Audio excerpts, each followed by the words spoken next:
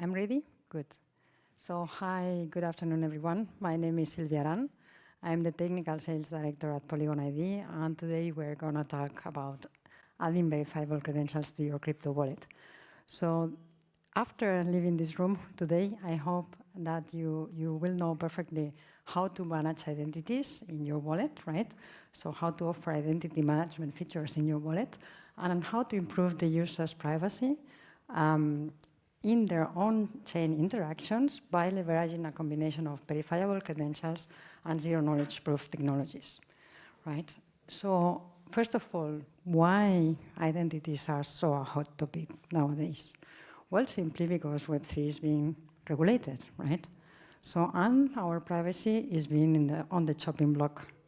So, as you probably know, online age verification is coming, and also KYC and AML checks are coming with the implementation of MiCA and also with the travel routes regulations that recently or in the near future are going to request to KYC and AML the users that are transacting with amounts above 1,000 euros or the equivalent in crypto. And this is for the centralized finance, but probably in the decentralized arena will come.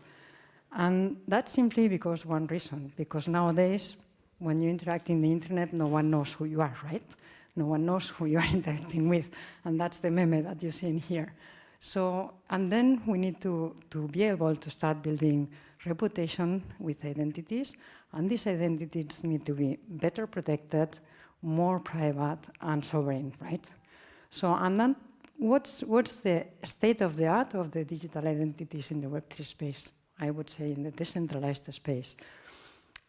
Some of you maybe are already familiar with the digital identity concept, but for the ones that are not, just let me briefly guide you through the evolution of digital identities. So we started in the initial days of internet with the typical account-based identities. So you just have a user and a password, right? That evolved into the federated identities, like your Google account that could be used with multiple applications, right? The only handicap of them is that, well, you don't own your data, you don't own your identity, and well, that's not what we want in the Web3 space, right? You would like to have decentralized identities owned and controlled by the users, and that's actually what we deliver with decentralized self-sovereign identities. As I said, in these solutions, the SSI is created, owned, and managed by the user.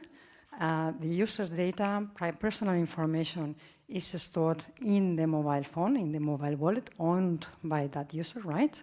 And then in that manner also, this data is secured with cryptographic keys, and then you can keep that data private or minimize the amount of information you share in your interactions. And another important aspect is that this data is reusable and portable. So you don't depend on a third party now to start using that data with whomever you want, because it's in your wallet. Well, now, and then how do we implement it, right? Well, a digital identity is nothing else than a combination of an identifier with a bunch of identity attributes that are actually defining this identity. Could be your age, your name, your education. All these attributes are attached to the identity and to the identifier, sorry. And the ways, and depending on how this is being implemented, you will find a lot of different solutions on how to deliver this SSI solution. So you will see in this table that you can have identifiers that could be, for instance, Ethereum addresses. And then the attributes being represented by NFTs and SBTs. And this combination is giving you the possibility to work with on-chain verification, which is wonderful. However, privacy is being compromised, right? Later on, there are other solutions where you have the identifier is an Ethereum address too, but then the identity attributes are based on verifiable credentials. There we have some aspects of privacy given, but the on-chain verification is missing. And then the other solution, which is quite similar, it's using as an identifier the DIDs, so decentralized identifiers, and also verifiable credentials. And in here we see privacy, but, well, it's the on-chain verification I was talking to you in the very beginning, no? I said we will tell you how to offer or how to improve private on-chain interactions for your users. And that's where we come with Polygon ID, right? So Polygon ID is going to give you the possibility to allow the users integrating or using a wallet that has integrated our technology to do on-chain interactions in a private manner. So let me say that what we actually are allowing the users is to have trustless private interactions on-chain. And how do we achieve that? So actually, the verifier doesn't need to trust the identity holder. I assume all of you are familiar with this triangle of trust, right? So actually, the verifier is trusting a third party that we call an issuer. That is the one that is really interacting with the identity holder, knowing something about that identity holder, like the date of birth, and issuing this verifiable credential, this identity attribute about you that you will be storing in your wallet, right? And with that credential about your age, you will be able to interact with a decentralized application, let's say a gaming application, that really wants to know and needs to know that you are older than 18. And then you will be able to generate a zero-knowledge proof with that credential, proving that you are older than 18 without even sharing your age, whether you are 20 or 40, never mind, nor your date of birth. That's wonderful. So yeah, I'm interacting in a trustless manner with that decentralized application and also in a private manner, right? Well, what we have realized is that there are certain use cases that also need certain disclosure information. So our solution is also allowing and supporting that in this interaction, the user is also allowing or accepting a certain selective disclosure, is what we name it. And a question that is very often asked to us is, are these zero-knowledge proofs stored on-chain? Because actually, maybe that's information and they don't want to live on-chain. And no, the answer is no, right? No. But the important thing here is the ZK proofs are verified on-chain. So this ZK proof that I'm sharing from my wallet with the decentralized application can be programmatically verified, interacting with a smart contract on the verifier side, or can be also verified off-chain, right? Or on-chain. And that's, I would say, the beauty of it. So far, just a quick check, a quick wake up. So I said, I'm going to tell you how to be able to leverage identity features and manage identity in your crypto wallet, and also allow your users to be able to interact in a private manner on-chain, right? So far, I think I have explained the second part, how you interact on a private manner on-chain, but how you do that and how you can offer that to your users. Well, that's where it comes on how do I build it.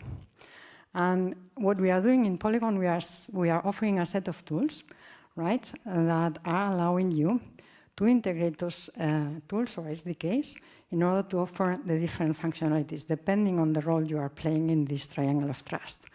So we will focus today in the area of the SDKs for the mobile applications, right? But of course, on the issuer side and on the verifier side, we are also providing a bunch of tooling to allow the issuers to really create a credential, define it firstly, open it, and later on, if necessary, revoke it, using also zero-knowledge technologies, right? Another important aspect we do with our zero-knowledge technology is to allow users to rotate keys and even create different profiles. You can even have a private and a public profile, right? These functionalities given to the user by the mobile application are already integrated somehow in these SDKs, and the only thing that the crypto wallet provider needs to do is to just integrate these SDKs and automatically gets all the functionality available. And on the verifier side, then we have also certain SDKs that are allowing the verifiers to validate either off-chain or on-chain the ZK proofs received by the user. So here you have a bunch of tutorials and information available. So you see for each and every party or role playing that is being played in this triangle of trust, There's a bunch of information already available in our website. Later on, I will give you a QR code that you can scan, right? And what I haven't mentioned yet, because it's super recent, in the last release, we have made available also what we call the schema builder, that is for the users. So an issuer that wants to create a new verifiable credential can firstly define with this schema builder how this schema needs to look like, and with that later on issue it in a much easier format or manner. And on the verifier side, we are also making available what we call the query builder, right? So the verifier is going to make use of this query builder in order to be able to query to the user and that user needs to really prove to them, right? That query that maybe is asking the user, please prove that you are older than 18 and that you are not operating from a specific country. Good. I'm going to move to the area of the wallet SDK because today the main topic was for wallets, right? As you see in here, we have a bunch of tooling already made available. I have also mentioned that we have our own wallet mobile app developed. That's at the moment a reference implementation just to see that our protocol is working, right?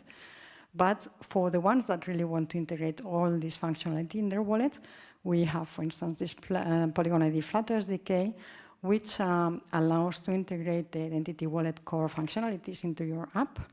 And then these functionalities are nothing else than allowing the user with that app to manage the keys related to the identity, to be able to manage the credentials, so the verifiable credentials we were mentioning before, and also to be able to generate the proof out of your wallet, right? This is already available nowadays, and is a cross-platform tool, so that means available for iOS and Android. We have also the wrappers. We have the work in progress with the wrappers for iOS, So it will enable the integration with wallets that have been written in Swift. The same we have for the Android. So we have a wrapper for Android for all the wallets that have been written in Kotlin. And the last but not the least, we have what we call the JS SDKs, so the JavaScript SDKs that provide the possibility to have a browser and an extension-based wallet to work with Polygon ID. And in this case, the JS SDK is super interesting because it's not only having the functionalities of a wallet, but with that JS SDK, you can even be an issuer and also do certain verification having some verification functionalities. It's a kind of a toolbox, right? Which is super interesting. So we recently have had a project integrating these JS SDKs and being able to set up the issuer node, what we call the issuer, super fast. Well, before I finalize, I just want to let you know, I just need to check the time, I'm going on time. I just want to let you know that we are not just shipping a product, right? We are creating an ecosystem. And this is the example of one of the parties that are joining this ecosystem. That's a wallet provider called Alme that has already integrated our SDKs. And in here, you can see how it looks like. No? So in there, you have the cards area that are your verifiable credentials. You have an area in the wallet where you can manage your crypto, your NFTs. And in those cards, you will see, for instance, what is the credential being issued. One example with Twitter followers. So in that card, you can see how many followers are following me nowadays, or at the day the credential was issued. That credential has an issuing date, an expiry date. Not always is necessarily to have an expiry date, but most of them will have it. And another example is the QICH credential, where included is the date of birth, and based on that date of birth, you will be able to prove that you are of legal age, right? And as I said, we are not just shipping a product, but we are creating an ecosystem. Here you see all the different projects that are integrating with us. Maybe I miss a couple of them because almost on a weekly basis we have one or two adding to the picture. And you can see wallet providers like Altme, as I said, Verida, WallID, a wallet which is a web wallet, CLV. We have also verifiers. We have like Guild, or we have issuers like Click and WW. This is really growing fast, and well, we are super excited to continue growing this ecosystem. Before finishing, I just wanted to share with you the QR code for the ones that are interested on knowing a bit more about what we deliver. In GitHub, you have all the resources available. And well, so if you need anything else, we have here also the team. And you can ask any questions if you like afterwards. Thank you very much, and I hope we can continue building together. Thank you.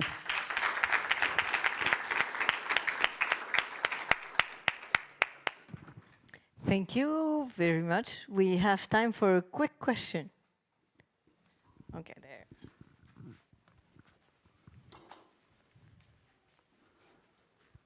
Thanks. So my question would be, has there been any talk with European Commission, and in particular the e-IDAS initiatives that are looking to do very similar things, like decentralized identities? I know that they're working on that stuff, and they've been working on that for years. So I'm really interested. Have you talked to them? Not directly to them, yes, but we are very close on following what they are doing in ADAS, and also they have this architecture reference framework, right? Where Altme, this wallet I was showing, is part of, and then we are going to work together in a joint use case probably to make this available. So we are trying to find how to make how to make it compatible with the ID method they are suggesting, and yeah, we are trying to move into this direction. Yeah. Any other questions? Okay. Thank you very much. Thank you very much, everyone. Thank you. Goodbye.